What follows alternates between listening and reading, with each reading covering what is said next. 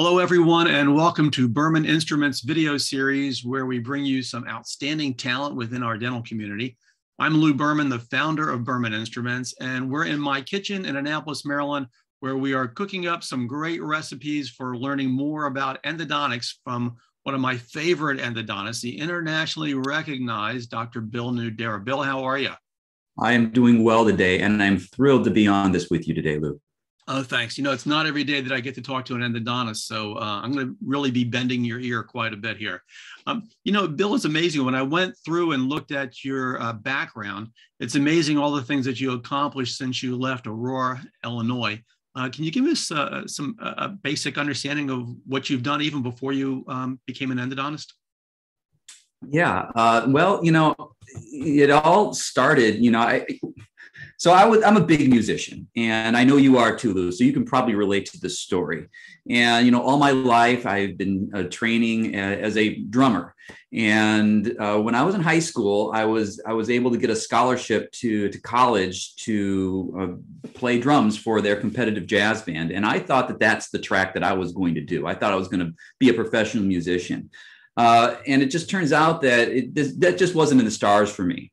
So in college, I got really heavily involved with math and science and biology, and I started gravitating towards that particular aspect of education. And on one holiday home from school, I have an older brother, and I have a younger brother too, but my older brother was considering the healthcare profession.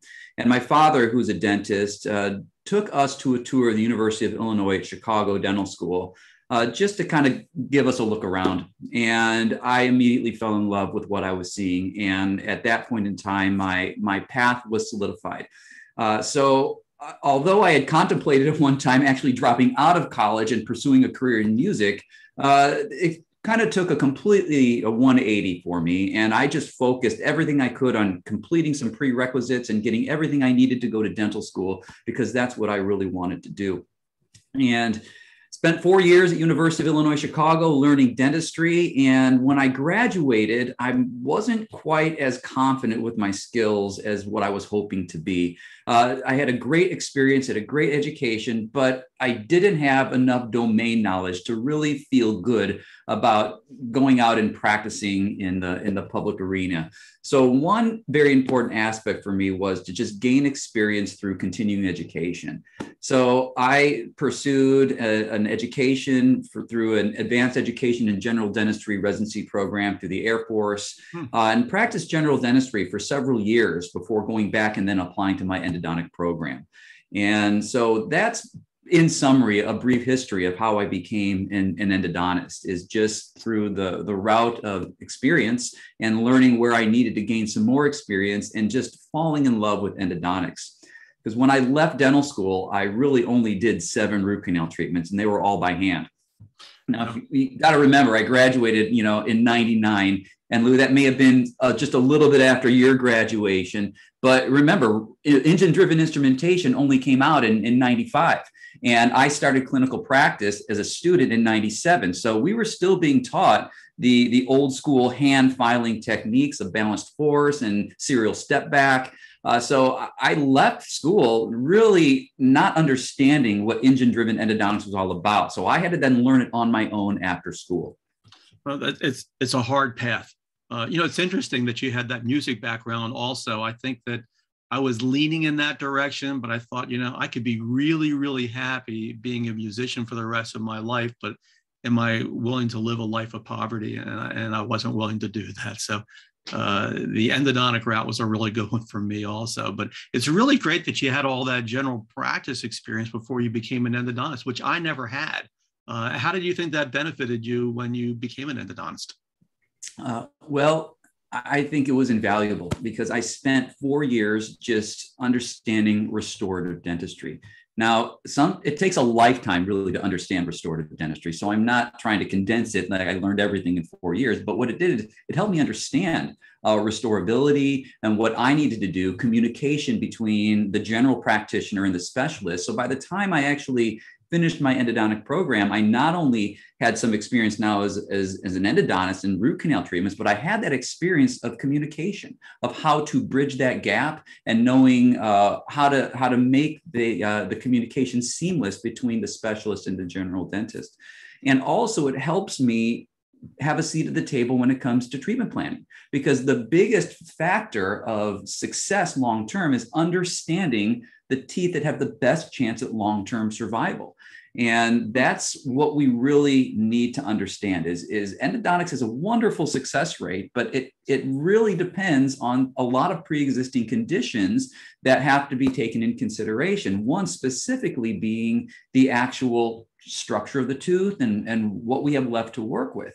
And having that general dental experience and understanding what can and can't be done really helps me help my community and my referring dentist understand what I feel is possible from not just the endodontic standpoint, but from the restorative aspect as well. And do you find that that's a pretty constant conversation that you have with your referring dentist?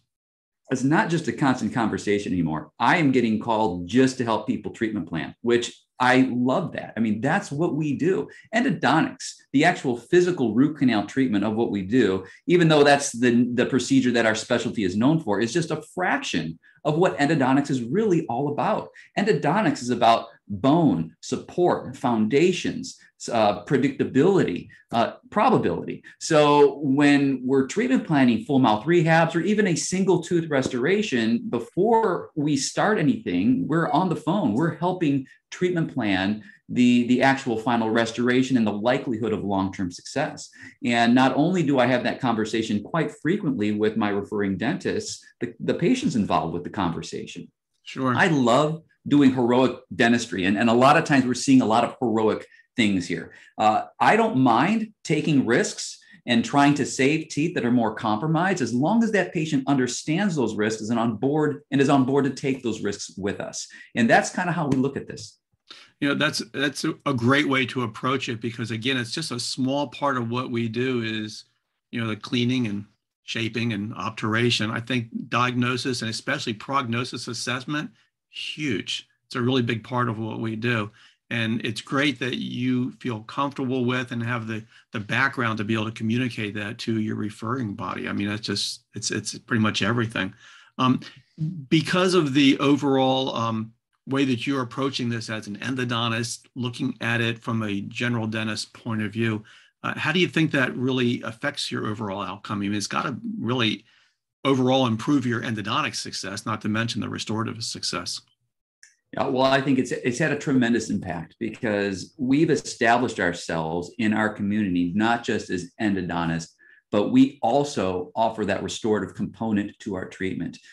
We are restoring the vast majority of our cases when we're done with the endo with our buildups. We're putting posts in, we're putting cores in, almost every tooth we treat. Now, if our referring dentist wants to do something different with the final restoration and does not want us to put in the core or the post, we're okay with that too.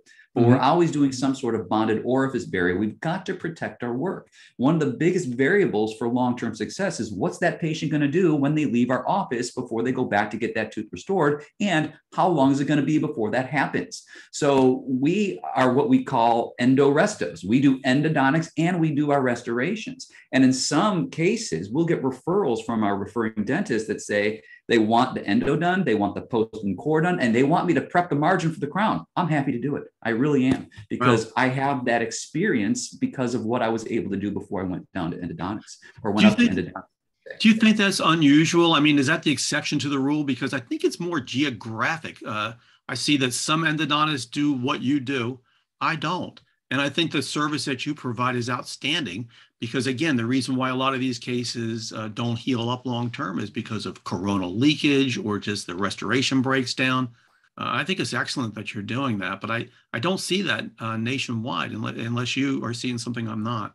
No, I'm not. It's philosophy, Lou, and it's not nationwide. And I think very few endodontists, if we actually were to survey them, and I'm guessing, but I would think that most of them are not doing a lot of cores and buildups. It does take more time to do, so we do have to schedule more time for that. But it was just really important for me when I was developing and growing my practice, just to do something different than the endodontist that was across the street. Now, I opened in the Chicagoland area. We are saturated here with endodontists. We opened our practice right almost across the street from the endodontist that was there for 30 years.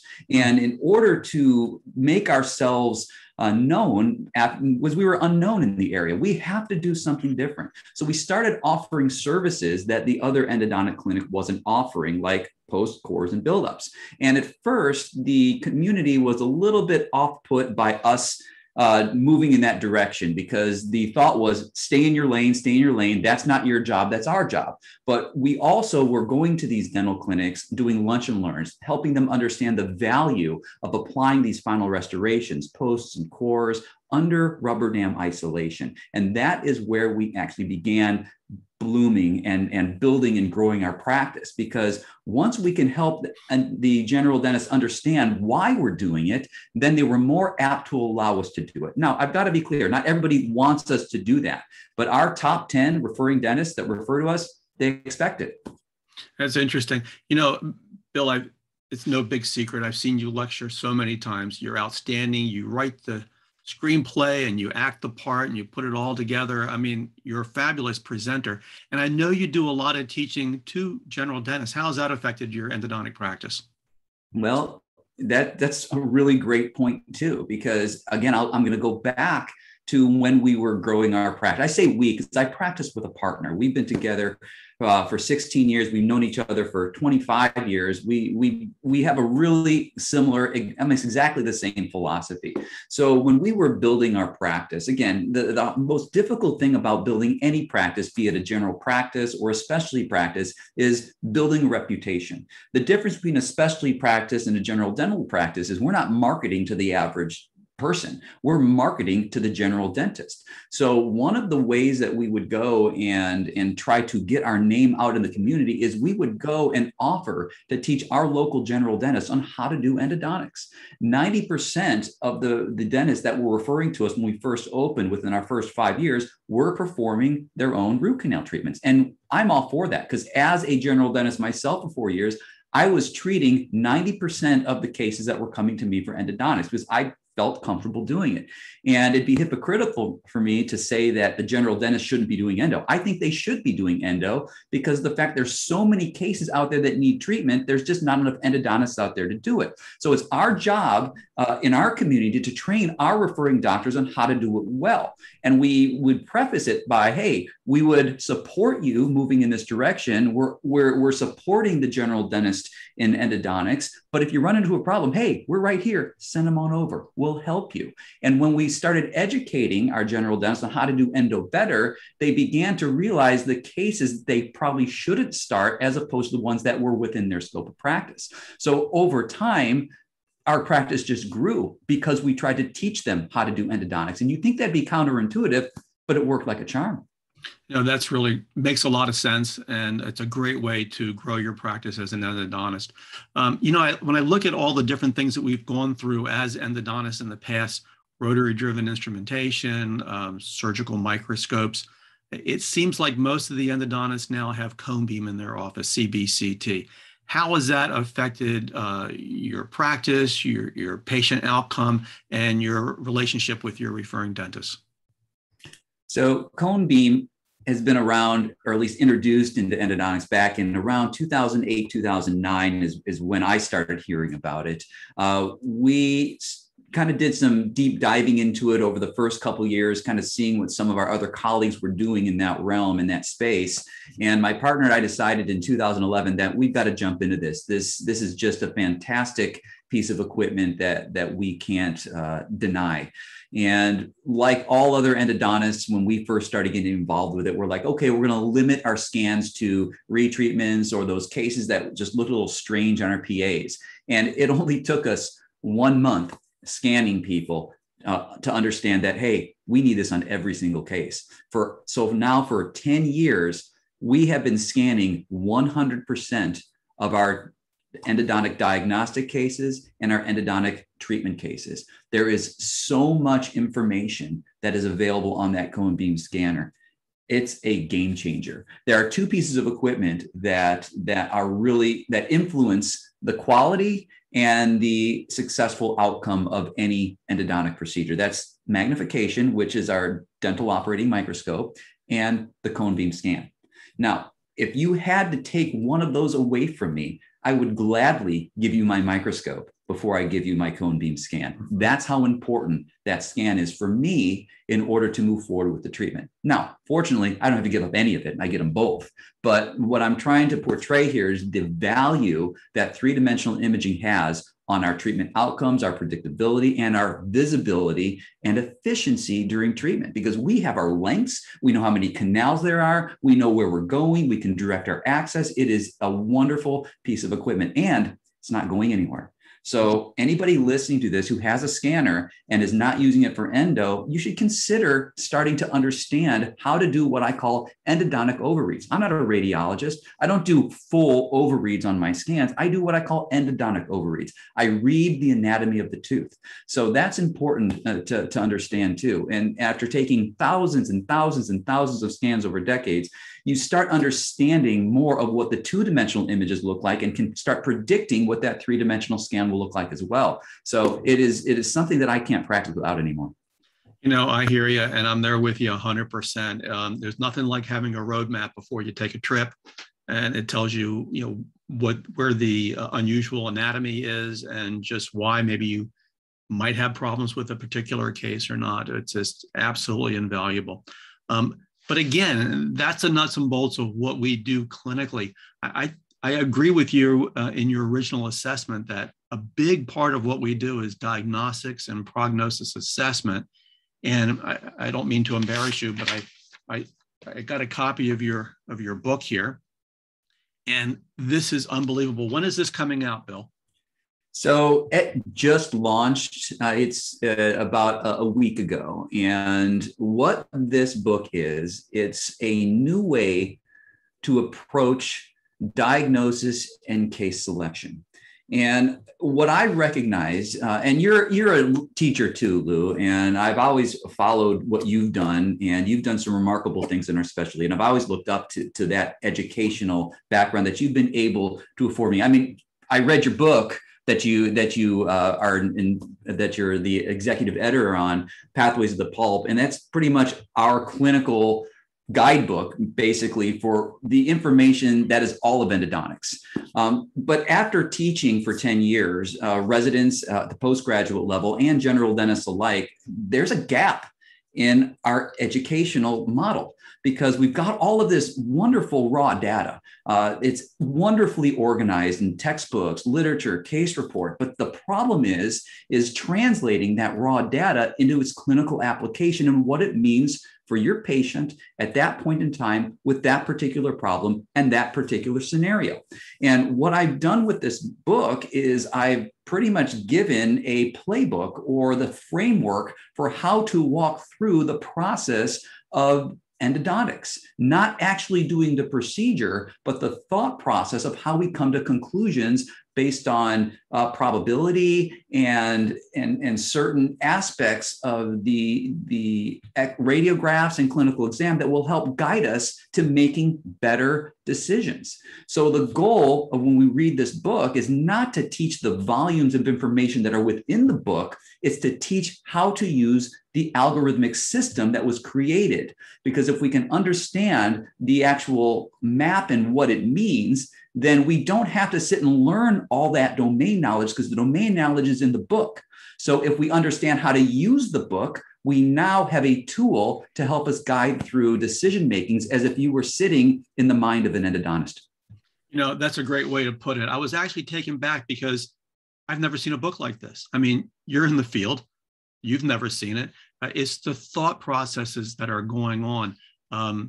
I tend to think in bullet points, and I actually think in organizational charts. If this, then that. And I've never seen that in a book before. I've never seen it articulated that way. So each section of the book, and it's pretty much all about diagnostics and case selection. Would you say that's pretty fair? It's diagnosis, prognosis, and case selection. That's it. And it's a big deal, and it creates, you know, an image in your mind of what the thought processes are when we look at a case and try to assess that. So the organizational charts that are in there are very graphic, very easy to read and go through. On top of that, as you give different descriptions in there, you have beautiful photography in there, and I was so happy for you because a lot of times you put together images like that with beautiful color correction, and then it goes to the printer and it looks like crap afterwards. But yours looks great. You did a great job, and your printer obviously did a really great job also. So I'm proud of you for putting that on and being able to give us a resource where we can think like an endodontist and try to go through the thought patterns that we have. And it's an easy book to go through. So what made you do this? I mean, it's a great idea. Lou, I think this has potential to be a game changer for how we teach our specialty. This was written so that all you need is a third-year dental school education. And then you've got all the domain knowledge that I could come up with and how to interpret that literature, all at your fingertips. And it's a way that we could share that domain knowledge and fill in those gaps. And so what I recognize, specifically teaching at the University of Illinois at Chicago, residents specifically, is when they're in the clinic, I'm staffing, I'm the attending. And when they run into a problem, what do? Well, they get up from their patient, and they come and grab them, and they go, Dr. Nudera, what do I do next? What's my next move? And realistically, when we break it down to its most simplest form, there are really only 2 or 3 choices we have for any given set of scenario information that's available. So if we can just break it down and outline every single option we have based on that particular situation, then we go in a pathway that helps us answer the question of what do I do next? And once you make that choice, there are more choices to make. So when we can sit and map out every little aspect of every option or choice or decision we have to make down to its finite components, then when we can organize it systematically, then that thought process and decision-making process actually becomes quite simple. And everybody thinks that endodontics is so complex and so complicated. And really the beauty of endodontics, diagnosis, prognosis, and case selection lies within its simplicity. And I'm not saying endo's easy. I'm saying it can be simplified to the point where anybody can understand it. Well, from the background of an incredibly great endodontist, with a foreground of having such great clinical skills as a general dentist, a captain in the Air Force, and doing the general dentistry, it's great to have somebody like you putting this all together. And it kind of goes with our theme for Berman Instruments, where dentists are helping dentists. We're so appreciative to have Dr. Bill Nudera with us today. When our endodontic community talks about the outstanding endodontists in our field, Bill, your name is always front and center. Thanks for your tremendous insight today and into the world of endodontics. And most important for right now, how do we get your book? Well, the book is available through Edra Publishing, or you can get it on Amazon. And I really am looking forward to seeing what potential this concept has. It's a new concept. Again, I didn't come up with the information in there isn't novel. All I've done was just assembled it in a way that people can interpret and understand it. So yeah, look it up on Amazon. You can go to edrapublishing.com and buy it there. And Lou, I'm going to add too of what you're doing for the dental community with your company, Berman Instruments. What you've been able to do by decreasing our overhead, because I use your company all the time for anything I can buy. I'm going to Berman Instruments. And my favorite thing that I like to order from you is the DG1617 Endo Explorer. It's so inexpensive. It's almost less than the cost of an engine-driven instrument. And what I've heard on a lot of social media sites is, they get frustrated with the Endo Explorer because it always blunts, it always bends, and they're a little timid using it because they don't want to have to spend, $20, $25, whatever the cost of these premium companies are charging for these DG1617s. But now when you can get it for almost pennies on the dollar, it's basically disposable. And now we can get to use it properly without worrying about spending a lot of money to have to get another one. So that I use a lot of your rubber dam retainers, but this DG1617, that's my go-to. So I want to actually express my gratitude to you for coming up with such a wonderful concept to help the end user like me benefit as well. Thanks, Bill. That's what happens when dentists vet the dental products and provide them at an incredibly great cost. Um, it's nice to have you plug that. I wasn't asking you to do that, but it's great to hear, and we're glad to help everybody out. And thanks for you helping us out today. I'm Lou Berman, and thanks for joining us today. Please check out our website at bermaninstruments.com for more conversations with some of the most outstanding leaders that dentistry has to offer. Thank you so much.